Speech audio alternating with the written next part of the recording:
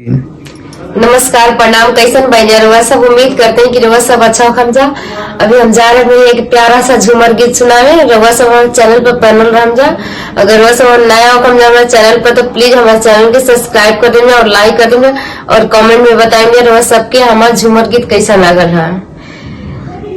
गिरेला हो कमर पे चोटी बार बार, गिरेला हो कमर पे चोटी बार बार, ना घरे नून बाटे ना घरे तेलावा, ना घरे नून बाटे ना घरे तेलावा, चलेला हो बनिया से कारबार, चलेला हो बनिया से कारबार, गिरेला हो कमर पे चोटी बार बार, गिरेला हो कमर पे चोटी बार बार, ना घरे साया ना घरे साड़ी, ना घरे साया ना घरे साड़ी, चलेला हो बजजवे से कारबार, चलेला हो बजजवे से कारबार, गिरेला